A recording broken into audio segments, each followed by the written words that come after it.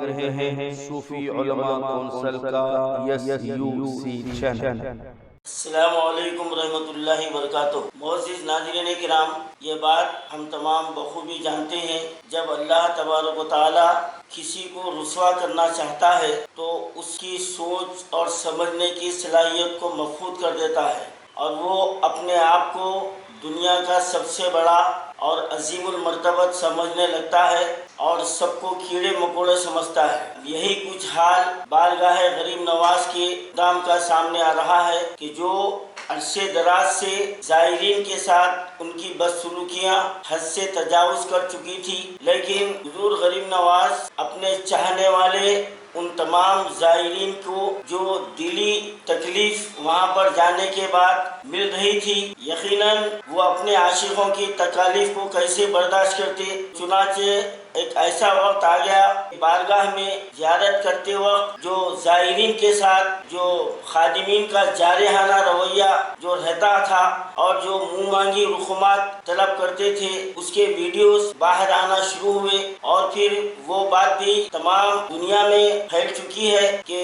مکہ مکرمہ کو پیدل روانہ ہونے والے عازم حج ہمارے شہاب میاں جب وہاں پر زیارت کے لیے پہنچے تو ان کے ساتھ جو سلوک کیا گیا وہ سب پر آیا ہے۔ آل انڈیا صوفی علماء کونسل آج عوام کے سامنے، تمام بھارتی عقیدت مندوں کے سامنے یہ بات رکھتا ہے کہ خدام انجمن خدام خواجہ اس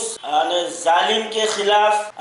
کارروائی کرنے کے بجائے انہوں نے زائرین پر پابندی لگانے کا اعلان کیا ہے۔ یہ آپ کے سامنے یہ بات گزری ہوگی کہ انجمن خدام کی جانب سے تمام زائرین پر یہ پابندی لگا دی گئی ہے کہ بارگاہ میں کوئی ویڈیو اور فوٹو نہیں لی جائے گی۔ سوال یہ پیدا ہوتا ہے کہ آج ہی میں نے انجمن خدام خواجہ کے سیکریٹری جناب سید سرور چشتی صاحب سے میں نے فون پر رد پیدا کیا اور اس تعلق سے میں نے سوال کیا تو ان کا جواب یہ تھا کہ ہم نہ صرف زائرین بلکہ ہم خدام کو بھی منع کر دیے ہیں۔ سوال یہ پیدا ہوتا ہے کہ خدام جو 24 گھنٹے وہاں پر رہنے والے ہیں وہ ویڈیو اور فوٹو اتارنے کا اس کا کوئی مسئلہ نہیں ہے، تو یہاں پر در پردہ زائرین کو یہاں پر جو نا پابند کرنا ہے، یعنی یہ پیغام دیا جا رہا ہے کہ ہماری زیادتیاں تو اسی طرح جاری رہے گی، لیکن اب ہم تم کو یہاں پر اس طرح مقید کر دیتے ہیں کہ ہماری حرکات کو تم باہر نہیں لا سکتے، لہذا یہاں پر آنے کے بعد میں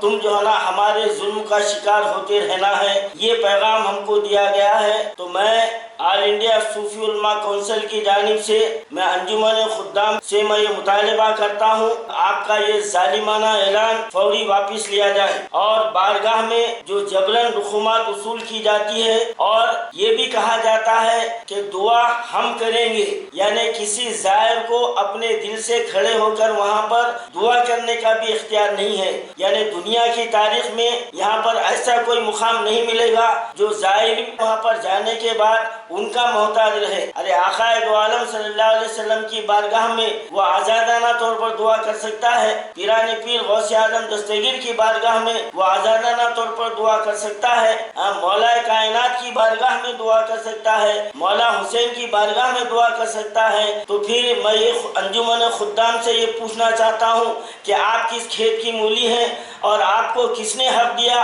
کہ زائر کے جو نا بنیادی حق کو جو نا سلب کر لے اور آپ یہ مجبور کرے کہ وہ دعا کرے اور آپ دعا نہ کرے؟ تو یقیناً خواجہ غریب نواز نے تمام زائرین کی دلی پکار کو سن لیا ہے، اور یہ بات جو ہے نا تمام دنیا کے سامنے منظر عام پر آ چکی ہے۔ بات یہاں پر زیارت کے وقت رسومات کو وصول کرنا نہیں ہے، بلکہ یہ بھی بات جو ہے نا سامنے آئی ہے کہ پھول کی دکان سے لے کر چادر والے سے لے کر اور ہوٹل کے روم میں بھی جب ان کی جانب سے جب روم بک کرا جاتا ہے تو اس میں بھی ان کا جو ہے نا پرسنٹیج ان کا کمیشن ہوتا ہے، اور حتیٰ کہ ہوائی جہاز اور ٹرین کے ٹکٹ بک کرانے میں بھی ان کے لوگ وہاں پر ہیں، اور وہ بھی جو ہے نا اس میں بھی وہ لوگ جو ہے نا کمیشن حاصل کرتے ہیں۔ اور یہاں پر تعجب کی بات یہ ہے کہ 4000 4500 کموں پہ جو خادمین ہیں وہ ان کی پوری زندگی جو ہے نا زائرین کے دیے ہوئے نذرانوں پر پڑ رہی ہے۔ کیا غریب نواز نے تم کو یہ چھوٹ دی ہے کہ ان کے چاہنے والوں کو لوٹے؟ ان کے چاہنے والوں کو تکالیف پہنچائے؟ کیا وہ چاہنے والوں کی دل کی پکار کو نہیں سنتے؟ اور جب تم یہ کہتے ہو کہ غریب نواز ہماری دعا سنتے ہیں، تو پھر غریب نواز جو ہے نا تم کو زائرین کا محتاج کیوں بنایا؟ یہ بات آپ نے کبھی غور کیا ہے کہ آپ کی تمام ہزاروں کی زندگی زائرین کے نذرانے کے اوپر جو نا زندگی تو آپ کی منحصر ہے؟ کیا آپ بتا سکتے ہیں کہ اتنے ہزار خادمین کیا اپنا کوئی ذریعہ معاش رکھتے ہیں، کوئی ملازمت کرتے ہیں یا کوئی کاروبار کرتے ہیں؟ نہیں، کاروبار بھی کرتے ہیں، اور کئی ایک کے جو ہے نا وہاں پر ہوٹلیں ہیں، ان کے رشتہ داروں کے ہوٹلیں ہیں۔ یعنی کل ملا کر آپ کی زندگی زائرین کے جو ہے نا نذرانوں پر، ان کے عطیات کے اوپر منحصر ہے، اور زائرین کے جیب خاص کے رقم سے آپ لوگ پلتے ہو، اور ان زائرین کے ساتھ یہ ظالمانہ رویہ اختیار کرتے ہوئے آپ کو شرم محسوس نہیں ہوئی؟ اور ایسے بھی ویڈیو وائرل ہوئے ہیں کہ تماچے مارے گئے ہیں، لاتوں سے مارے گئے ہیں، گالی گلوچ کی جا رہی ہے۔ کیا ایک عاشق خواجہ آپ کے ظلم زیادتی برداشت کرنے کے لیے وہاں پر آتا ہے؟ کیا غریب نواز اس کی سزا نہیں دیں گے؟ یقیناً اب یہ جو وقت آ گیا ہے خدام پر، یہ غریب نواز کی طرف سے ہے، اور زائرین کی دل کی پکار ہے کہ اب آپ کو تمام دنیا میں تمام خدام کو جو ہے نا یہاں پر برہنہ کر دیا گیا ہے۔ اور میں آل انڈیا صوفی علماء کونسل کی جانب سے میں انجمن خدام خواجہ سے یہ مطالبہ کرتا ہوں، 4 دن کی آپ کو مہلت دی جاتی ہے۔ ان 4 دنوں میں آپ نے جو فیصلہ لیا ہے، جو زائرین پر پابندی لگائی ہے، اس کو فوری ختم کیا جائے، اور اس کے ساتھ اندر بارگاہ شریف میں جو من مانے رسومات طلب کی جا رہی ہے، اور صرف خادم ہی دعا کرنے کی جو شرط وہاں پر رکھی گئی ہے، اس کو برخاست کیا جائے۔ اور اگر 4 دن میں انجمن خدام یہ ہمارے مطالبات کو پورا نہیں کرتا ہے، تو پھر ہم ساؤتھ بھارت کے ان تمام دینی، ملی، سماجی اور سیاسی تنظیموں کا ہم ایک ہنگامی اجلاس منعقد کریں گے، اور پورے بھارت میں ہم اس کے خلاف ایک تحریک شروع کریں گے۔ یہ عوامی تحریک ہوگی، اور اس کے ساتھ ساتھ ہم قانونی چارہ جوئی بھی کریں گے۔ ہر اسٹیٹ کے ہائی کورٹ میں ہم آپ کے خلاف جو نا ہم پٹیشن ڈالنا شروع کریں گے، ہم سپریم کورٹ تک بھی جائیں گے، کیونکہ لاکھوں عقیدت مندوں کی جو نا یہاں پر عقیدت کا اور دلی جذبات کا جو نا یہاں پر معاملہ ہے۔ اب ہم اس مسئلے کو خاموش نہیں بیٹھیں گے۔ میں انجمن خدام سے مطالبہ کرتا ہوں کہ 21، 22، 23 اور 24 تاریخ آپ کے لیے وقت ہے۔ آپ اپنے انجمن کی جو نا اراکین کو بٹھائیے، اور ہمارے یہ 3 مطالبات کو پورے کیجیے آپ، ورنہ ہم عوامی سطح پر احتجاج کرنے پر ہم مجبور ہو جائیں گے، اور اس کے بعد جو کچھ بھی حالات ہوں گے، اور ہم سیدھا مرکزی حکومت سے بھی اور راجستھان کی ہم اسٹیٹ کی حکومت سے بھی ہم رجوع ہوں گے، اور اس کے تعلق سے ہم سخت